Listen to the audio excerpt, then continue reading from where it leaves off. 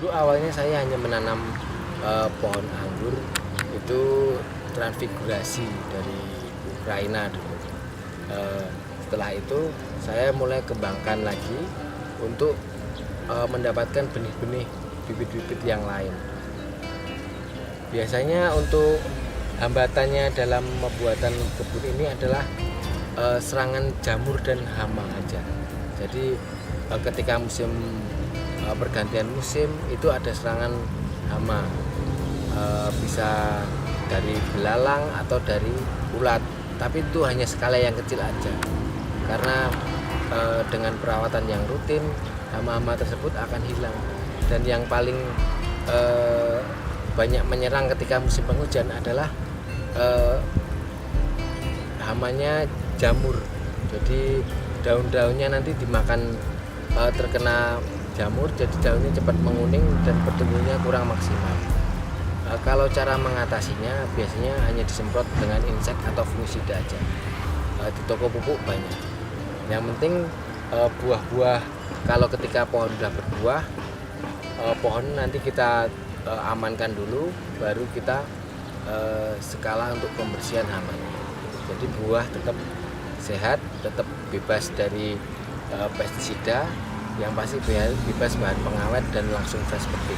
Jadi, rasanya jauh lebih seger daripada kita beli buah di toko buah. Anggur itu sangat cepat bisa berbuah.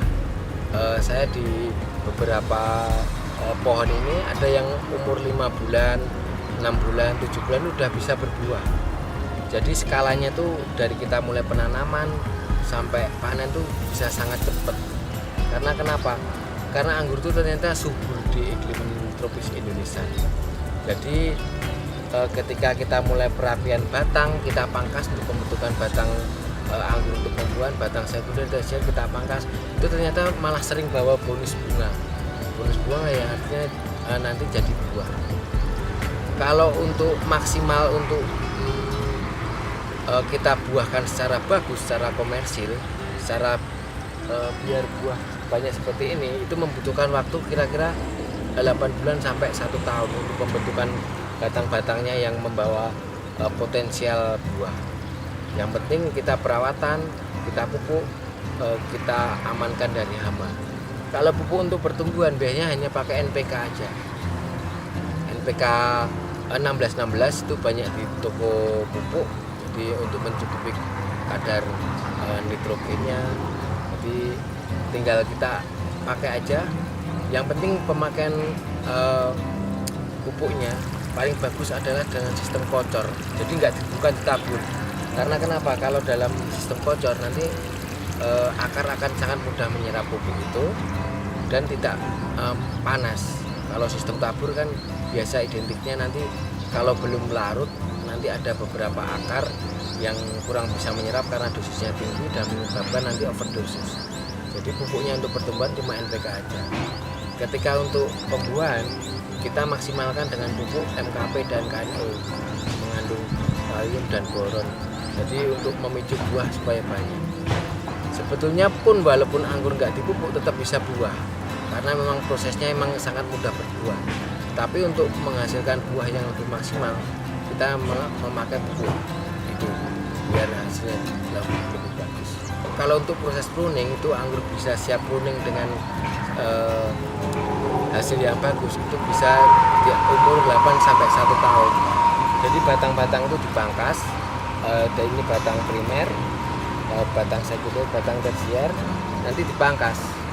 Nah, ketika dipangkas itu umur sekitar 8 bulan sampai 1 tahun. Itu udah bisa menghasilkan buah yang bagus. Pohon udah cukup dewasa untuk dibuahkan.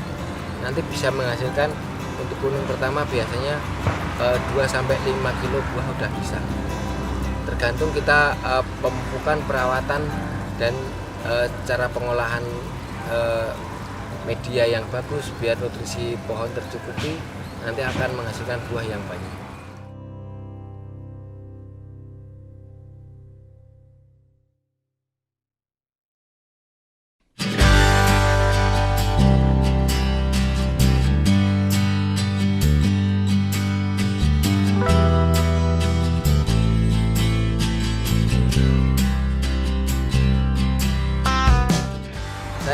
memutuskan untuk membuat agro bidang anggur ini atas dasar dari support dari kakak saya juga.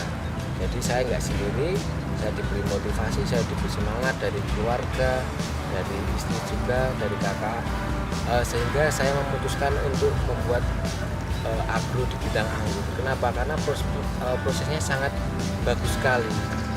Saya berani untuk berspekulasi juga. Kebun ini disediakan kafe juga, kafe pengangguran. Jadi bukan orang anggur tapi pengangguran bahasanya.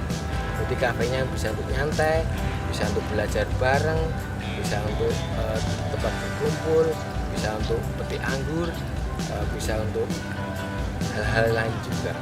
Jadi kalau image orang itu memandang bahwa petani itu hanya orang-orang tua, hanya orang-orang jadul zaman dulu, itu salah.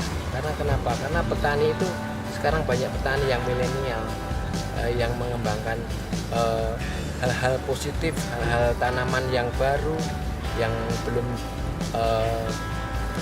banyak di Indonesia, sehingga bisa diolah dengan hasil yang sangat bagus. Karena orang masih awam di sini, pangsa pasarnya masih sangat tinggi. Makanya kalau anak muda zaman sekarang yang mempunyai semangat tinggi, mempunyai ide-ide kreatif, ayo kita berkembang, kita memicu untuk menimbulkan hal-hal ide-ide kreatif. Jadi petani itu hasilnya sangat tinggi kalau kita bisa memicu kreativitas untuk menimbulkan hal-hal yang bagus dengan pengolahan yang lebih modern, lebih praktis, sehingga nanti dalam perawatannya dan hasilnya jauh lebih bagus.